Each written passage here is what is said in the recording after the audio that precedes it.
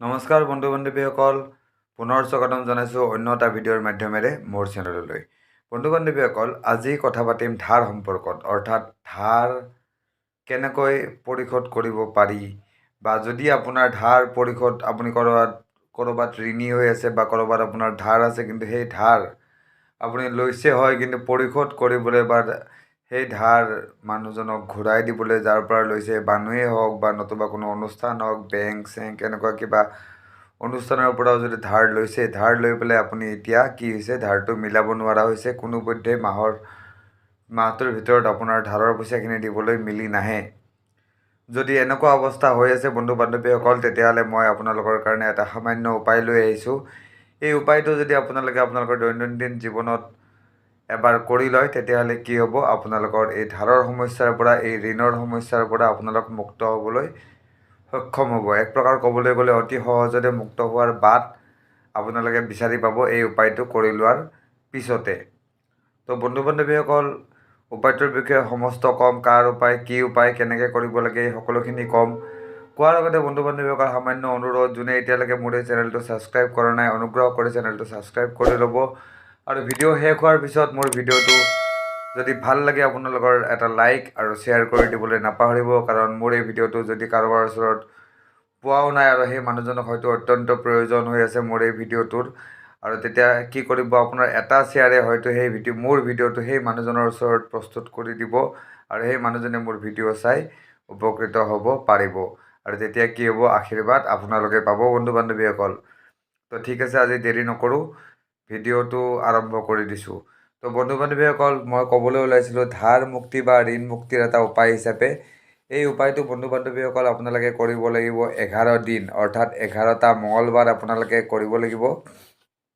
11টা মঙলবাৰ কৰিব লাগিব, যিহেতু আপোনালোকে যিসকলে জানে মঙলবাৰ কাৰ দিন, সেইসকলে নিশ্চয় গম পাইছে। এই উপায়টো হ'ল হনুমানজীৰ এটা উপায় মই আজি আপোনালোকৰ কাৰণে লৈ আহিছোঁ, মহাবীৰ হনুমানৰ এটা উপায় লৈ আহিছোঁ। যি উপায় যদি আপোনালোকে জীৱনত 11 দিন মাত্ৰ কৰি লয়, তেতিয়াহ'লে আপোনালোকৰ কি হ'ব, এই যি ঋণে আপোনালোকৰ পিছা এৰা নাই, এই যি ঋণে আপোনালোকক অসুবিধাত পেলাই ৰাখিছে, সেই ঋণৰ পৰা অতি সহজতে কেনেকৈ মুক্ত হ'ব পাৰি তাৰ পথ আপোনালোকে বিচাৰি পাব। তো বন্ধু বান্ধৱীসকল, আপোনালোকে কি কৰিব লাগিব, প্ৰথমতে আপুনি যিকোনো এটা মঙলবাৰে ৰাতিপুৱাই শুদ্ধ হৈ ল'ব লাগিব, স্নান আদি কৰি, আৰু পাৰিলে মঙলবাৰৰ দিনটো উপবাস থাকিব পাৰিলে ভাল।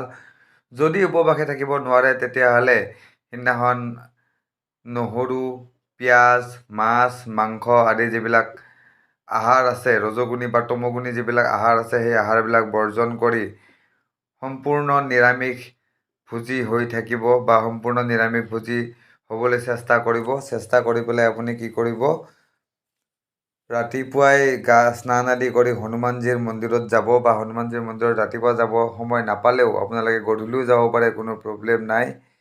গধূলি গৈ আপোনালোকে হনুমানজীৰ মন্দিৰত এটা সেৱা কৰিব লাগিব, আৰু হনুমানজীৰ মন্দিৰত যাওঁতে আপোনালোকে কি কৰিব লাগিব, এটা মিঠা পাণ যিকোনো পাণ দোকানৰ পৰা বনোৱাই লৈ যাব লাগিব। মনত ৰাখিব বন্ধু বান্ধৱীসকল, মিঠা পাণ, জৰ্দাপাতি পাণ নহয়, মিঠা পাণ, প্লেইন মিঠা পাণ বনাই লৈ যাব, আৰু সেইটো হনুমানজীৰ চৰণত অৰ্পণ কৰিব। লগতে ধূপ দীপ অৰ্পণ কৰিব, হনুমানজীৰ চৰণত সেন্দুৰ অৰ্পণ কৰিব, আৰু তাৰপিছত হনুমানজীৰ ওচৰত প্ৰাৰ্থনা কৰিব যে হে হনুমানজী, মোৰ এই যি ঋণ সুতৰ ধাৰত মই যি পোত খাই আছোঁ, সেই ঋণ সুতৰ ধাৰৰ পৰা অতি সোনকালে মোক ওলাই অহাৰ ৰাস্তা দেখুৱাই দিয়া প্ৰভু বুলি কৈ প্ৰাৰ্থনা কৰিব। প্ৰাৰ্থনা কৰি পেলাই কি কৰিব, ঘৰলৈ গুচি আহিব।